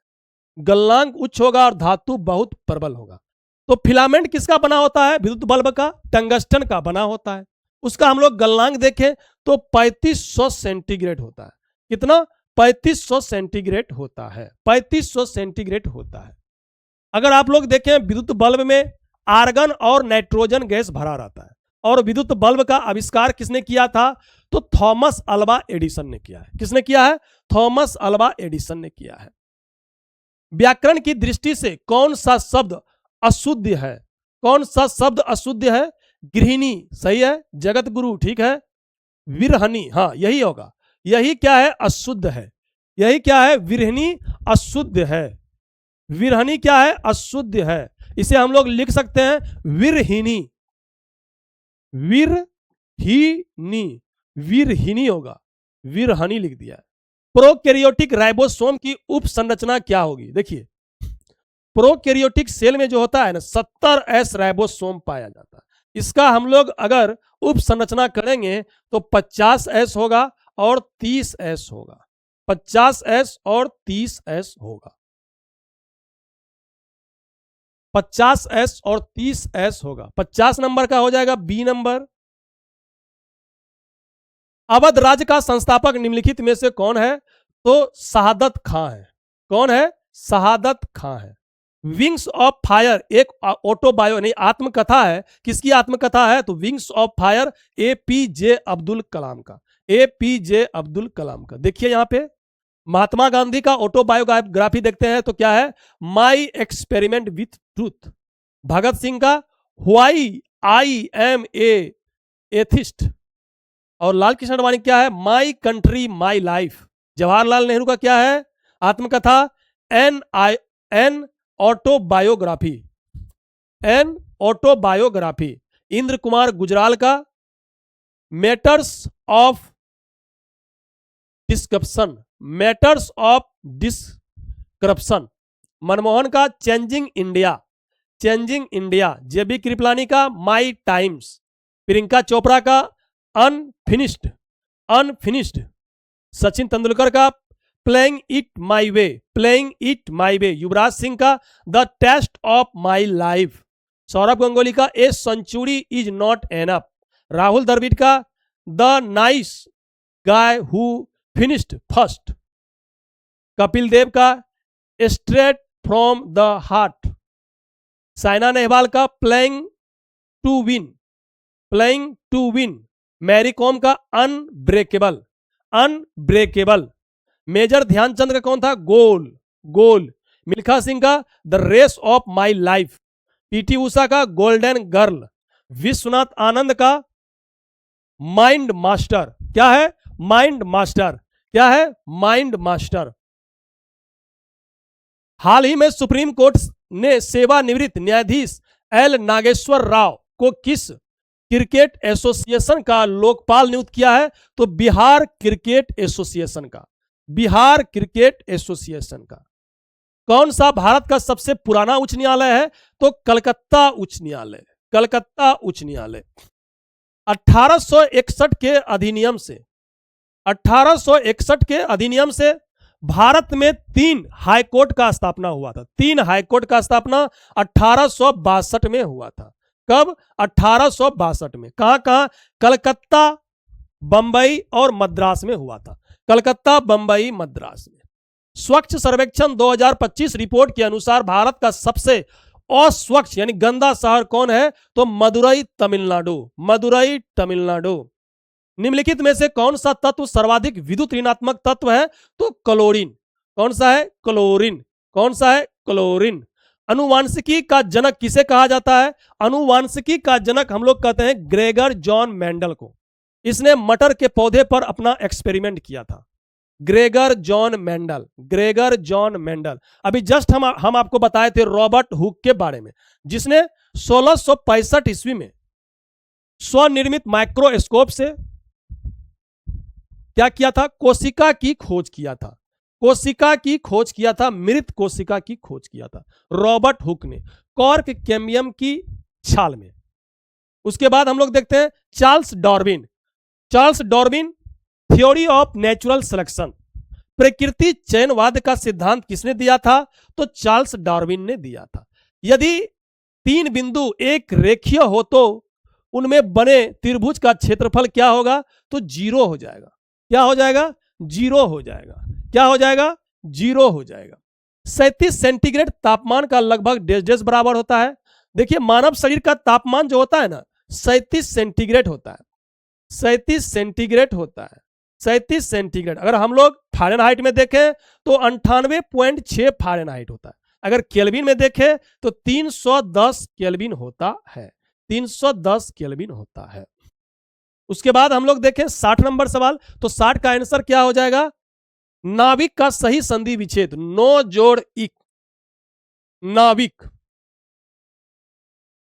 किसी पदार्थ की मात्रा को मापने के लिए निम्नलिखित में से किस इकाई का उपयोग किया जाता है? किसी पदार्थ की मात्रा अगर हमको मापना है तो इसमें मोल का उपयोग होता है। किसका? मोल का उपयोग होता है। मोल का उपयोग होता है। ये टेस्ला जो हम लोग देखते हैं ये क्या है? चुंबकीय तीव्रता का मात्रक है। चुंबकीय तीव्रता का। लोकसभा सदस्य बनने की न्यूनतम आयु कितना होता है? देखिए अगर आपको लोकसभा सदस्य बनना है तो आपको 25 वर्ष पूरा करना है। अगर गांव का मुखिया बनना है तो 21 वर्ष पूरा करना होगा। अगर आपको विधानसभा का सदस्य बनना है तो यही 25 साल पूरा करना। आपको राज्यसभा या विधान परिषद का सदस्य बनना है तो 30 साल पूरा करना होगा। अगर आपको राष्ट्रपति, उपराष्ट्रपति, राज्यपाल बनना है तो 35 वर्ष पूरा करना है। अगर आपको लोकपाल का अध्यक्ष बनना है तो 45 साल न्यूनतम आयु पूरा करना पड़ेगा। भारतीय राष्ट्रीय कांग्रेस की स्थापना कब हुआ था? तो 28 दिसंबर 1885 को हुआ था। यदि किसी व्यक्ति को दूर की वस्तु स्पष्ट रूप से दिखाई नहीं देता है तो उसे कौन सा दोष हो गया है? मान के चलिए हमको दूर का वस्तु स्पष्ट नहीं दिख रहा है, यानी निकट का वस्तु साफ दिख रहा है, तो हमको कौन सा दोष हुआ है? तो निकट दृष्टि दोष। क्योंकि निकट दृष्टि दोष में निकट का वस्तु साफ साफ दिखता है और दूर का वस्तु अस्पष्ट दिखता है। तो इसमें क्या हो जाएगा? निकट दृष्टि दोष। निकट दृष्टि दोष। और ये इसका उपचार किससे होता है? तो अवतल लेंस से होता है। अवतल लेंस से होता है। अवतल लेंस से होता है। अगर देखिए आपसे सवाल अगर बनता है जैसे निकट दृष्टि दोष, नाम से पता चलता है कि निकट दृष्टि दोष यानी निकट का वस्तु साफ साफ नहीं दिखता होगा, लेकिन नहीं, यहां उल्टा होता है। अगर लिखा है निकट दृष्टि दोष तो निकट का वस्तु दिखता है और दूर का वस्तु नहीं दिखता है। अगर यहां लिखा है दूर दृष्टि दोष तो दूर है ना, तो दूर का वस्तु दिखता है लेकिन निकट का वस्तु नहीं दिखता है। ऐसे होता है। चलिए हम देख लेते हैं 63 नंबर सवाल। देखिए भारतीय राष्ट्रीय कांग्रेस, इंडियन नेशनल कांग्रेस, स्थापना एलन ऑक्टेवियन ह्यूम यानी एओ ह्यूम, जो एक सेवानिवृत्त क्या थे? आईसीएस अधिकारी थे। 28 दिसंबर 1885 को मुंबई, जो अब बंबई हो गया है, पहले बॉम्बे था जो अब मुंबई के नाम से जाना जाता है, गोकुल दास तेजपाल संस्कृत कॉलेज में भारतीय राष्ट्रीय संघ के नाम से स्थापना किया था, लेकिन बाद में दादा भाई नेहरू जी के सुझाव पर इनका नाम भारतीय राष्ट्रीय कांग्रेस कर दिया। अर्थात भारतीय राष्ट्रीय कांग्रेस का स्थापना 28 दिसंबर 1885 को एओ ह्यूम ने बंबई के गोकुल दास तेजपाल संस्कृत कॉलेज में स्थापना किया था। किस नाम से? भारतीय राष्ट्रीय संघ के नाम से। लेकिन बाद में दादा भाई नेहरू जी के परामर्श से इसका नाम भारतीय राष्ट्रीय कांग्रेस रख दिया। क्या रख दिया? भारतीय राष्ट्रीय कांग्रेस रख दिया। अगर हम लोग देखें भारतीय राष्ट्रीय कांग्रेस का प्रथम अध्यक्ष कौन था, तो वेमेश चंद्र बनर्जी। वेमेश चंद्र बनर्जी ये कलकत्ता हाईकोर्ट के वकील थे। कौन थे? कलकत्ता हाईकोर्ट के वकील थे। प्रथम अधिवेशन में कितने लोग आए थे, तो 72 लोग सम्मिलित हुए। कितना? 72 लोग सम्मिलित हुए। अगर हम लोग को पूछा जाए कि बिहार में कितने अधिवेशन हुए हैं, तो बिहार में मात्र 3 अधिवेशन हुए। बिहार में कितने अधिवेशन? 3 अधिवेशन। देखिए 1912 में 27वां अधिवेशन था, जो कहां हुआ है? बांकीपुर पटना में। बांकीपुर पटना में हुआ है। इसका अध्यक्षता किसने किया था? RN मधोलकर ने किया है। फिर देखते हैं दूसरा 1922 में 37वां अधिवेशन किसकी अध्यक्षता में? गया में हुआ था। अब गया नहीं बोलना है, गया जी बोलना है, ठीक ना? गया जी में हुआ था। अध्यक्षता किसने किया था? चित्तरंजन दास ने किया था। चित्तरंजन दास ने किया था। 1940 में जो हुआ था, यह 53वां अधिवेशन था, जो कहां हुआ था? रामगढ़ में। अगर रामगढ़ अभी वर्तमान में देखें तो कहां है? झारखंड में है। कहां है? झारखंड में। और इसका अध्यक्षता किसने किया था? तो इसका अध्यक्षता किया था मौलाना अबुल कलाम आजाद ने। किसने किया था? मौलाना अबुल कलाम आजाद ने। आपको याद रखना है। फिर हम लोग देखते हैं 65 नंबर सवाल। 65 का आंसर हो जाएगा बी, 5:6। निम्नलिखित में से कौन सा पर्सनल कंप्यूटर का एक भाग नहीं है? देखिए सीपीयू है, सीपीयू है। सीपीयू तो कंप्यूटर का मस्तिष्क इसी को कहा जाता है। सीपीयू है, उसके बाद रैम भी है, रोम भी है। लेकिन यूएसबी जो होता है, यूएसबी हम लोग अलग से डालते हैं। जैसे यहां पे हम डाले हैं, यूएसबी अलग से डाला जाता है, ठीक ना? यूएसबी अलग से डाला जाता है। इसी तरह का यूएसबी रहता है, अलग से इसको डाला जाता है। नॉर्वे की राजधानी कहां है? ओस्लो। ओस्लो में ही शांति का नोबेल पुरस्कार दिया जाता है। लिस्बन किसका राजधानी है? पुर्तगाल की राजधानी है। कीव किसका राजधानी है? यूक्रेन का राजधानी है। अगर 68 नंबर हम लोग सवाल देखें तो 68 का सी हो जाएगा, अनलिमिटेड। पृथ्वी के वायुमंडल की पहली परत कौन सी है? देखिए पृथ्वी का जो वायुमंडल है, जैसे ये हो गया पृथ्वी, सबसे पहला अगर हम लोग परत देखें तो कौन सा है? सबसे पहला परत है क्षोभ मंडल, क्षोभ मंडल। दूसरा परत देखें तो समताप मंडल, समताप मंडल। तीसरा परत देखें तो मध्य मंडल, मध्य मंडल। चौथा परत अगर हम लोग देखें तो आयन मंडल, आयन मंडल। पांचवा परत देखें तो बाहरी मंडल, बाहरी मंडल। देखिए क्षोभ मंडल में क्या होता है? यहां पे अंधड़, वर्षा, झक्कड़ और हेलीकॉप्टर जो उड़ता है, हेलीकॉप्टर, एरोप्लेन नहीं, हेलीकॉप्टर जो उड़ता है वो क्षोभ मंडल में ही उड़ता है। अंधड़ आता है, वर्षा आता है, ये सभी चीज कहां घटता है? जो हम देख लेते हैं वो क्षोभ मंडल में। समताप मंडल में वायुयान उड़ता है। क्यों उड़ता है? क्योंकि यहां समान रहता है, वायुमंडलीय समान रहता है, तापमान समान रहता है, यहां हवा, अंधड़, झक्कड़। पृथ्वी हो गया, इसका हो जाएगा क्षोभ मंडल। यदि द्विघात समीकरण 70 नंबर का आंसर हो जाएगा बी। बराबर की गुफाएं निम्नलिखित में से किस राज्य में स्थित है? अपना बिहार में है, वो भी गया है, गया जी में है। कहां है? गया जी में है। कहां है? गया जी में है। बराबर की गुफाएं आजीवक संप्रदाय के लिए, किसके लिए? आजीवक संप्रदाय के लिए अशोक ने बनवाया था। अशोक ने बनवाया था कहां पे? गया जी में। गया जी में बराबर की गुफाएं बनवाए थे। कहां पे? गया में। गया जी बोलने में अच्छी होता है इसलिए गया बोलते हैं, ठीक ना? गया में बनाया गया था आजीवक संप्रदाय के लिए। कितने गुफा? 4 गुफा, जिसका नाम था कर्ण, चौपार, सुदामा, विश्व झोपड़ी। क्या नाम था? कर्ण, चौपार, सुदामा और विश्व झोपड़ी।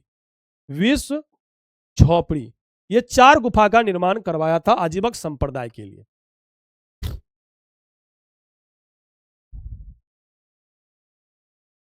ऑक्सीशोषण के लिए किसी दिए गए पदार्थ को किसकी उपस्थिति की आवश्यकता होती है?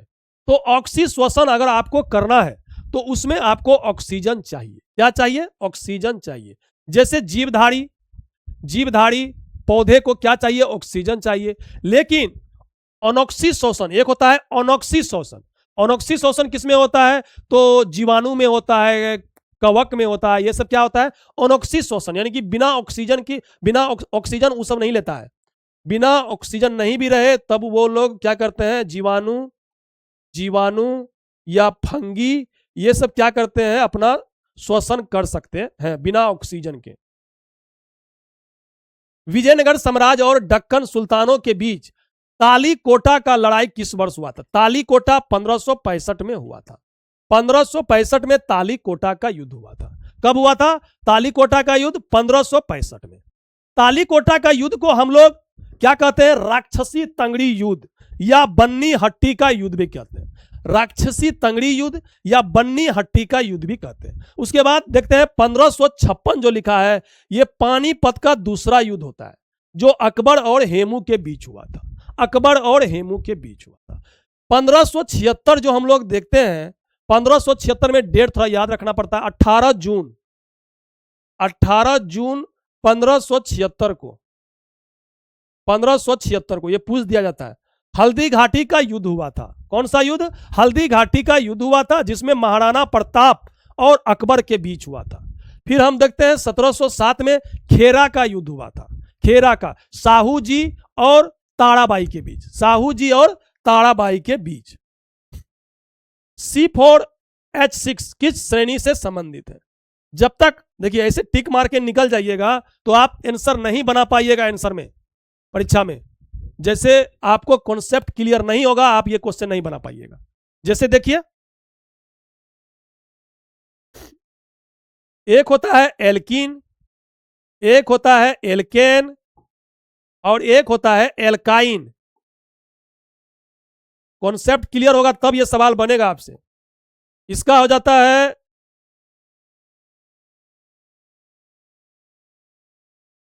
एक होता है एल्कीन, एक होता है एल्केन और एक होता है एल्काइन। एल्काइन इसमें हो जाता है CnH2n+2, इसमें हो जाता है CnH2n, इसमें हो जाता है CnH2n-2। आपको क्या दिख रहा है कि एल्कीन में CnH2+2 है, फिर इसमें 2 घट गया, फिर इसमें 2 घट गया। एल्केन एल्कीन इसी अनुसार इसी सीक्वेंस में आप याद रखिए। एक याद रखिएगा, दूसरा याद हो जाएगा, तीसरा याद हो जाएगा। जैसे एल्कीन में यहां 2 है प्लस में, फिर इससे 2 घट गया तो यहां 2 हट गया, फिर इससे 2 घट गया तो माइनस में 2 आ गया। अब हमको देखना है, मान के चलिए अगर C यहां कितना है, 4 है, C 4 है, ठीक, तो हम लोग C यहां n पे 4 रखते हैं तो 4 दूनी 8, 8 दू 10, यानी H हो जाता है 10, H 10, यहां 6 है, ये नहीं होगा। यहां देखिए, यहां रखिए C 4 रखते हैं तो 4 दूनी 8, 4 दूनी 8, 8 हो गया, वहां 6 है, ये भी नहीं होगा। यहां रखिए 4 रखते हैं n तो 4 यहां तो हो जाएगा 4 दूनी 8 और 2 घटा देंगे तो 6 हो जाएगा। तो हो जाएगा इसका कौन हो जाएगा, एल्काइन। एल्काइन। इसी तरह आपको यह सवाल बनाना है। 75 नंबर सवाल हम लोग देखते हैं। 75 नंबर का आंसर हो जाएगा C। फिर 76 नंबर देखते हैं। 76 नंबर का आंसर हो जाएगा A। वृषणों से कौन सा हार्मोन स्रावित होता है? वृषण,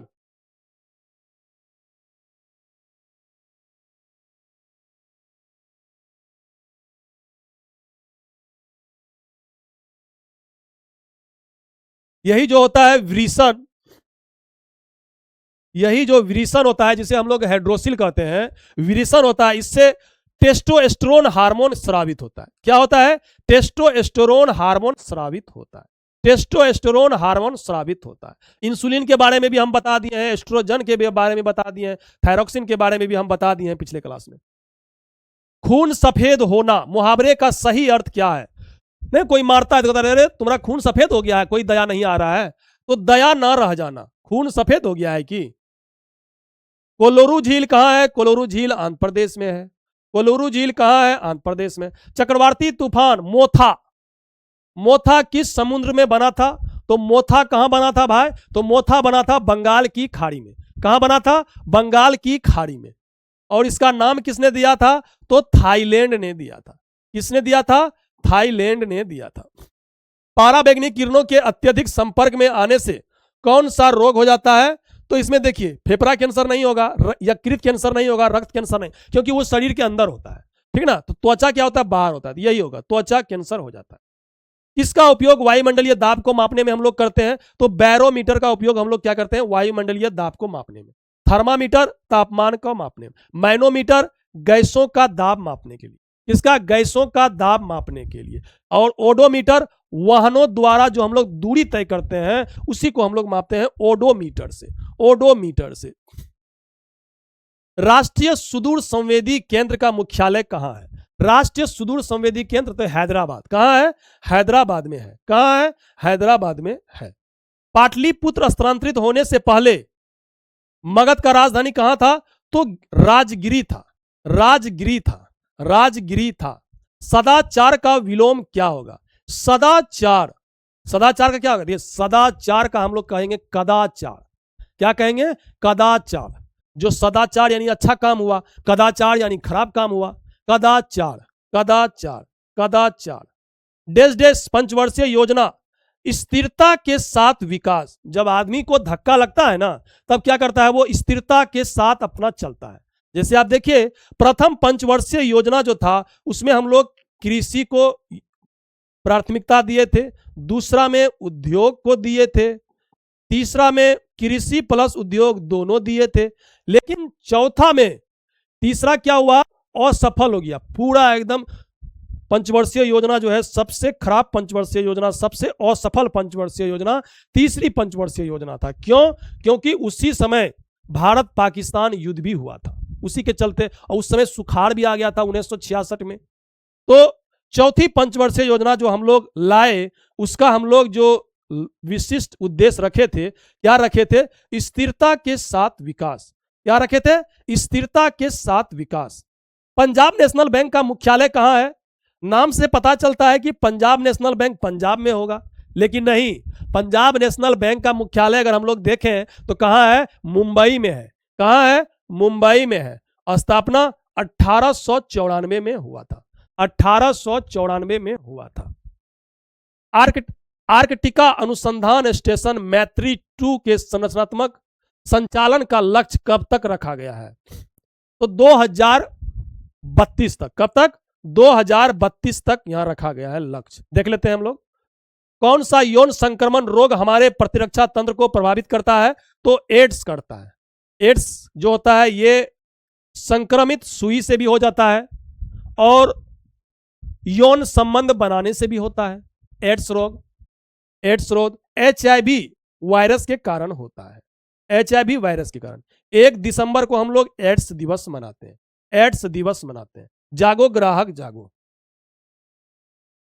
ये सुजाक रोग जो देखते हैं ना, सुजाक रोग, गनोरिया रोग, ये मेल में होता है। मेल के जननांग भाग में होता है, ठीक ना। ये जीवाणु के कारण होता है। जीवाणु के कारण होता है। फिर हम लोग देखते हैं 90 नंबर सवाल। 90 नंबर का आंसर हो जाएगा बी, वास्तविक नहीं। ये अटलांटिका हम लोग देख लेते हैं। अटलांटिका अनुसंधान स्टेशन मैत्री 2 के संचालन का लक्ष्य वर्ष 2032 तक रखा गया है। अटलांटिका अनुसंधान स्टेशन मैत्री 2 अटलांटिका में भारत का चौथा अनुसंधान स्टेशन बनेगा। चौथा स्टेशन बनेगा। पृथ्वी विज्ञान मंत्रालय ने इस स्टेशन के लिए 29.2 करोड़ की स्वीकृति दिया है। इसकी स्थापना वर्तमान में संचालित मैत्री स्टेशन, जिसकी स्थापना 1989 के निकट किया गया था, इसका संचालन राष्ट्रीय ध्रुवीय और महासागरीय अनुसंधान केंद्र गोवा के द्वारा किया जाएगा। भारत के कुछ महत्वपूर्ण अटलांटिक अभियान जैसे दक्षिणी गंगोत्री 1983 में, यह भारत का पहला आर्कटिक स्टेशन था। कौन? दक्षिणी गंगोत्री। फिर देखते हैं मैत्री 1989 और फिर भारती 2012। भारत में सर्वाधिक जैव विविधता कहां पाई जाती है? तो पश्चिमी घाट में सबसे ज्यादा जैव विविधता पाया जाता है। विश्व का सबसे छोटा महासागर कौन सा है? तो आर्कटिक महासागर। कौन सा है? आर्कटिक महासागर। सबसे बड़ा देखें तो प्रशांत, उसके बाद अटलांटिक, उसके बाद हिंद, उसके बाद दक्षिणी, उसके बाद आर्कटिक महासागर। आर्कटिक महासागर। इसका अटलांटिका महासागर का आकार एस के आकार का होता है, प्रशांत महासागर का आकार त्रिभुजाकार होता है। अटलांटिका महासागर को हम लोग अंध महासागर भी कहते हैं, अंध महासागर भी कहते हैं। क्यों? क्योंकि ये अफ्रीका महाद्वीप से सटा हुआ है। प्रशांत महासागर, हिंद महासागर एक ऐसा महासागर है जिसका नाम किसी देश के नाम पर रखा गया, जिसका नाम किसी देश के नाम पर रखा गया, यानी हिंदुस्तान के नाम पर रखा गया। सिकंदर लोदी ने निम्नलिखित में से किस वर्ष आगरा शहर की स्थापना किया था? तो 1504 में किया था। कब किया था? 1504 में किया था। निम्नलिखित में से किस शासक को गुप्त वंश का वास्तविक संस्थापक कहा जाता है? चंद्रगुप्त प्रथम को हम लोग कहते हैं। श्रीगुप्त ने स्थापना किया था, लेकिन चंद्रगुप्त प्रथम को हम लोग वास्तविक संस्थापक कहते हैं। हाल ही में अक्टूबर 2025 में रविंद्रनाथ टैगोर की प्रतिमा का अनावरण कहां किया गया है? तो बीजिंग में किया था। कहां पे? बीजिंग, यानी चीन में किया गया था। चीन में किया गया था। चीन में किया गया था। चीन में किया गया था। बीजिंग में जो भारतीय दूतावास है ना, वहीं पे किया गया है। जुबिन गर्ग द्वीप, जुबिन गर्ग द्वीप किस देश में स्थित है? जुबिन गर्ग द्वीप किस देश में स्थित है? तो यह सिंगापुर में स्थित है। कहां है? सिंगापुर में स्थित है। कहां है? सिंगापुर में स्थित है। किस द्वीप का नाम नेताजी सुभाष चंद्र बोस रखा गया है? नेताजी सुभाष चंद्र बोस। तो रॉस द्वीप को हम लोग, देखिए रॉस यानी बॉस, रॉस यानी बॉस हो गया सुभाष चंद्र बोस द्वीप, सुभाष चंद्र बोस द्वीप। व्हीलर द्वीप को हम लोग कहते हैं APJ अब्दुल कलाम द्वीप, अब्दुल कलाम द्वीप। एक होता है स्वराज द्वीप, एक होता है नील द्वीप, नील द्वीप स्वराज द्वीप, नील द्वीप स्वराज द्वीप। यह भी कहां है? अंडमान निकोबार में ही स्थित है। देख लेते हैं। रॉस द्वीप के नाम से नेताजी सुभाष चंद्र बोस द्वीप रखा गया है। रॉस द्वीप अंडमान निकोबार द्वीप समूह में स्थित द्वीप है। यह दक्षिणी अंडमान के अंतर्गत आता है। जैसे हम लोग देखते हैं व्हीलर द्वीप कहां है? ओडिशा में। इसे हम लोग APJ अब्दुल कलाम द्वीप नया नाम है। नील द्वीप को हम लोग कहते हैं शहीद द्वीप, और हैवलॉक द्वीप को हम लोग कहते हैं क्या? स्वराज द्वीप, स्वराज द्वीप। चेनानी नासरी सुरंग, चेनानी नासरी सुरंग को हम लोग कहते हैं डॉक्टर श्यामा प्रसाद मुखर्जी सुरंग। जिम कॉर्बेट राष्ट्रीय उद्यान का नाम क्या हो गया है? रामगंगा राष्ट्रीय उद्यान। राजपथ जो दिल्ली में है, इसका नाम कर्तव्य पथ। औरंगाबाद जिले का नाम संभाजी नगर। दौलताबाद जो महाराष्ट्र में पड़ता है, इसका देवगिरी किला। की ब्यूथू सैन्य शिविर का नाम जनरल बिपिन रावत मिलिट्री कर दिया है। उसके बाद अहमदाबाद नगर, इसका अहिल्याबाई होलकर नगर कर दिया। क्या कर दिया है? अहिल्याबाई होलकर नगर कर दिया है। आधिकारिक रूप से दुनिया का पहला कैशलेस देश बताइए। कैशलेस देश हो गया स्वीडन। कैशलेस देश कौन सा हो गया है? स्वीडन हो गया है। बिहार का सबसे अधिक प्रति व्यक्ति आय वाला जिला कौन सा है? तो पटना है। सबसे ज्यादा प्रति व्यक्ति आय वाला जिला कौन है? पटना है। कौन सा है? पटना है। और सबसे कम कौन है? शिवहर है। 100 नंबर सवाल देखते हैं। इसका आंसर हो जाएगा 100 नंबर का D। आप लोग को यह वीडियो कैसा लगा? आप लोग कमेंट में जरूर बताइएगा। और इसी अनुसार से पढ़ने में भी ठीक लगता है, क्योंकि खाली टिक मारते जाएंगे तो अच्छा भी नहीं लगेगा। जब तक कॉन्सेप्ट क्लियर नहीं होगा तब तक रिजल्ट नहीं होगा। सिर्फ टिक मारने से नहीं होता है। इसलिए हम व्यू नहीं भी जाता है वीडियो में, और दूसरा सबका हम देखते हैं क्लास सिर्फ टिक मार रहा है और व्यू देखते हैं 50,000 80,000। चलिए